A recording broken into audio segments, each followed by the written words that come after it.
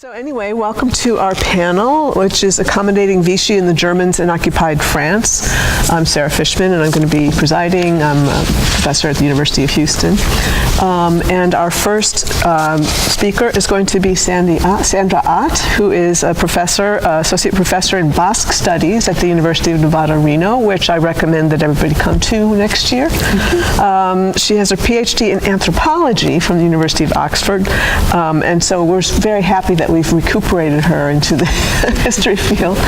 And she has her first two books, The Circle of Mountains, A Basque Shepherding Community, 1981. The second, War, Judgment, and Memory in the Basque Borderlands, 1914 to 1945, 2008, and it just came out in paper. Yes. And the book manuscript, which is in press, Living with the Enemy, German Occupation, Collaboration, and Justice in the Western Pyrenees, 1940 to 1948. So, thank you, Sarah. Thank you all for being on this panel. The title of my paper is A Pro-Vichy Mayor and Indiscreet Ladies, Cohabitation and Accommodation in a Basque Village. Based upon the trial dossier of a pro-Vichy mayor in the French Basque Country, this paper challenges the common finding that regular public displays of Franco-German amicability, especially those involving French women, led to female head shaving and an appearance before a post-liberation court.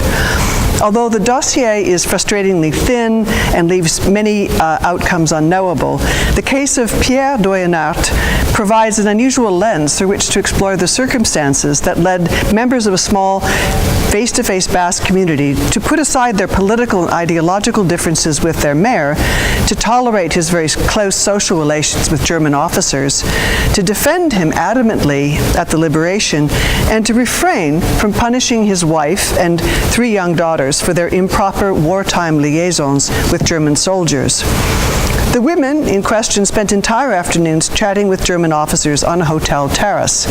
They often strolled with Germans along the promenade in nearby Biarritz. Both they and Pierre Doyenart learned the German language. And Madame Doyenart regularly offered the occupiers generous Basque hospitality in her home. Her 16-year-old daughter, Annie, befriended a German soldier, Helmut, of the same age. Yet the Doyenart women were neither arrested nor had their heads shaved. Why did fellow villagers and the local liberation committee not pursue them? Why did villagers testify in favor of their mayor after his arrest in November 1944?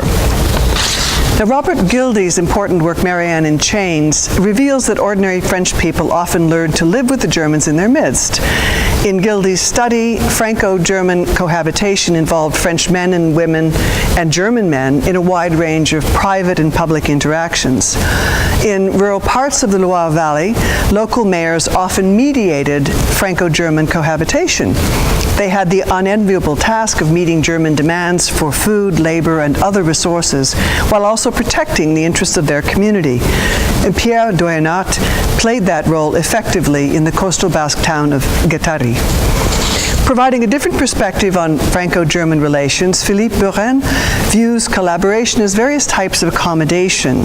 And I quote, "Accommodation is a regular phenomenon in almost any occupation, where certain points or interfaces of contact are inevitably created, and some adjustment to the new situation has to be made," unquote. According to Buren's conceptualization, structural, non-deliberate accommodation took place when people performed jobs essential to the functioning of public services and the French economy, while simultaneously aiding the Germans. Self-interest drove what Buren calls deliberate, opportunistic accommodation, in which people sought to improve a situation of uncertain outcome, and in so doing, help the Germans either directly or indirectly. Opportunistic accommodation, quote, "occurred within certain limits with one eye always kept on how the situation was developing," unquote, and it required the French to enter into social relations with the occupiers.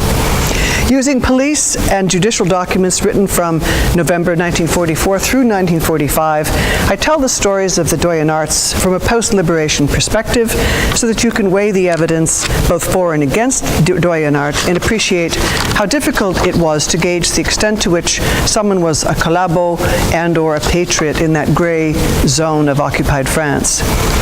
A picturesque seaside community located halfway between Saint-Jean-de-Luz and Biarritz, Guettari had a population of around 800 people when the German infantry occupied the Basque coast on June 27, 1940. From the summer of 1942, German infantry divisions oversaw the construction of casements for the Atlantic Wall all along the Basque coast. Based some 10 kilometers from Guettari, the division was there for 16 months, a duration that enabled many Germans to become acquainted with the local population. And initially, this division had 4,500 soldiers. An artillery unit of the German Navy established its headquarters in Guettari, where Doyenart had a small repair shop. Now, he did belong to the Croix de Feu before the war. He became mayor of Guettari in 1941. When he was urged to join the LVF in 1942, he refused to do so. As the mayor, he had to find accommodation for 200 German soldiers and 70 officers, for whose comfort he constantly paid, quote, exacting attention, unquote. Doyenart often dined with certain officers, was always diplomatic, and sought above all to avoid conflict with them. The post-liberation authorities arrested him on November 14, 1944, on charges of collaboration with the enemy. They also accused him of having enlisted in the Waffen-SS and for allegedly donating money to the anti-Bolshevik Legion, and he was interned in the camp in Bayonne-Polo-Béris. 1 week before his arrest, a Jewish former resident of Guettari, Monsieur Baer, wrote to Doyenart from Paris. He expressed delight that his villa had suffered so little damage during the occupation and that some important pieces of furniture had been returned. He enclosed a money order for 1,800 francs and asked Doyenart to settle his account with his housekeeper. He promised to send the Basque mayor a gratuity for the caretaker for having looked after the villa. Madame Baer wanted to know what had happened to a trunk she'd left with a neighbor. That trunk contained linen she very much wanted to recover. Monsieur Baer closed his letter with expressions of immense gratitude for all that Pierre Doyenart had done for them and added, quote, I greatly regret that you are no longer in charge of Guettari, unquote.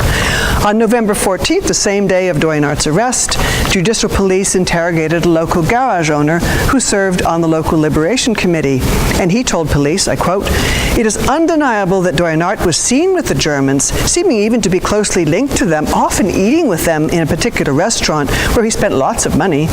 His political views lined up exactly with Vichy.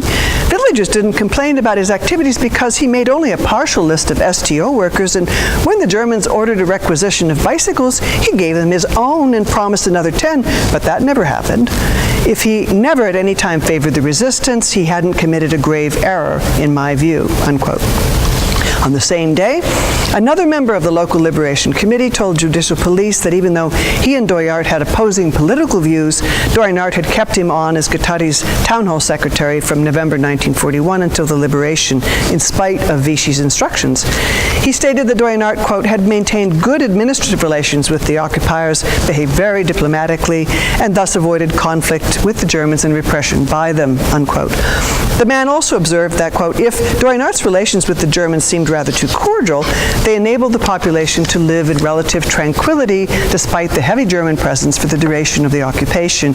As for his personal relationships, the man added, I can't give you any details as I lead a very secluded private life and have no relationship with Doyenart.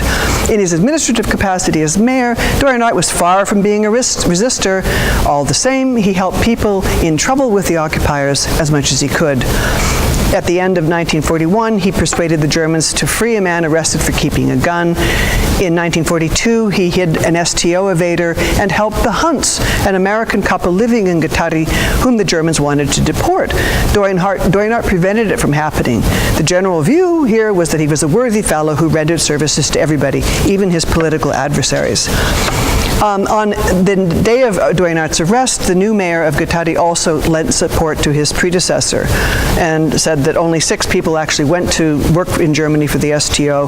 Doyenart always helped. Another man testified that Doyenart had helped get his son to Spain to avoid the STO. So there were all these testimonies. On November 24th, shortly after Doyenart's arrest, the American couple wrote to the Purge Commission, and I quote, "Dear sirs, we've lived in Guattari since 1921. Doyenart protected us from the Germans. On April 23rd, 1943, the sous-prefect in Bayonne told us to vacate our property. Doyenart ensured the Germans never requisitioned our villa, and we never had a German lodger, thanks to him." On November 25th, Adrien Thierry, who was the husband of Nadine de Rothschild, sister of the Barons Nathaniel and Philippe de Rothschild, wrote to Madame Doyenart from Paris, and I quote, "Dear Madame, I am astonished that your husband is suspected of collaboration. From May 1940, he safeguarded valuable items for me, antiques, paintings, rare stamps, and oriental rugs that the Germans would have requisitioned. As I am Jewish, he took considerable risk in helping me," unquote. During the Exodus, the Thierrys had rented a room in the Doyenart's villa and had entrusted their property to him. Doyenart hid the valuables and prevented their requisition by the Germans. At the end of November 1944, the commander in Paulo Berry's camp reported that a large number of internees did not know why they'd been arrested and demanded interrogation, and Doyenart was among them. Commissions to verify the reasons for internment had been formed in late October, but the authorities didn't interrogate many internees at Berry's until after January of 1945. They questioned Doyenart on December 6, 1944. There's only one surviving testimony in this dossier, and he admitted to having donated 100 francs to the LVF for social work, so-called. He denied having had anything to do with the Waffen-SS, and said he'd never collaborated with the Germans voluntarily. His work was war work, exclusively under orders from the commandateur. And he said he had 7 workers. When they suspected they would be requisitioned, his partner wanted to shut it down, but he kept it open. He cared for the future and the safety and the well-being of his workers. And they never did any major work for the Germans. And as he said, I did my best guard to safeguard the best interests of my fellow citizens, both present and absent. All the inhabitants of Guattari can tell you how much I resisted the Germans' demands, unquote. There's a long gap in the dossier then. This Doyenart remained in the internment camp. He finally ended up in Gurs in April of 45. And there's a further long gap until October 19th, 1945, when the president of the local liberation committee in Guattari told the police that as a Vichy mayor, Doyenart had established relations with the Germans out of necessity, an example of Burin's structural accommodation. Whether or not it was non-deliberate or opportunistic accommodation, it's impossible to say. And the president of the local liberation committee said his attitude had facilitated relations between local people and the Germans. If he could be reproached for anything, it would be for having too obligingly gathered around the well-stocked table of the secretary to the commandantur in Guattari. He ate well. I'll go quickly because I think I'm running out of time. In October of 1945, the police also interrogated Annie Doyenart, who was by then 18. The authorities had intercepted a letter to her from a young German POW, Helmut, in Grenoble. And he wrote in his letter, "When I arrive at your house, you will welcome me as tenderly as when you sent me your news." Helmut's tone of intimacy allegedly astonished Mademoiselle Doyenart, as she regarded him only as a war protege.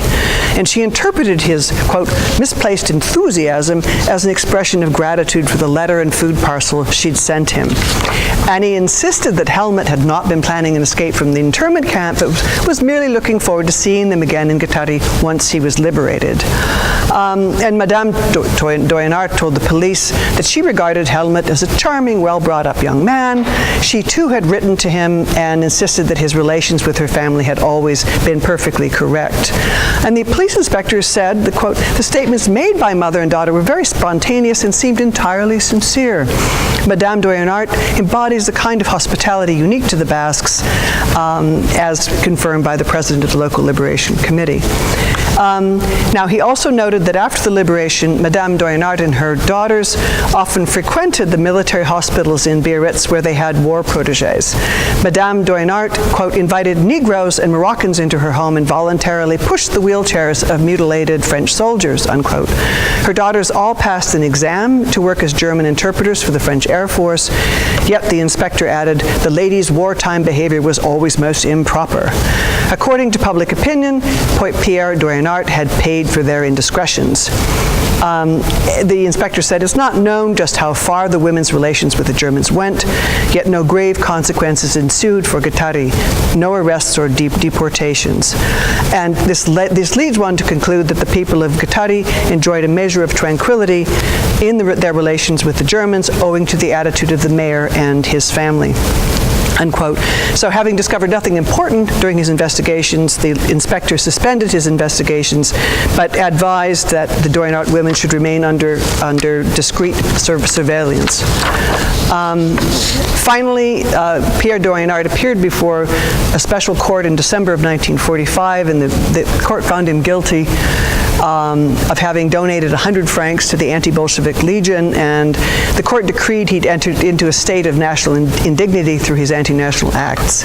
But they also observed that Doyenart, quote, seemed most often to have used his relations with the German to aid citizens under his jurisdiction as mayor of Guattari.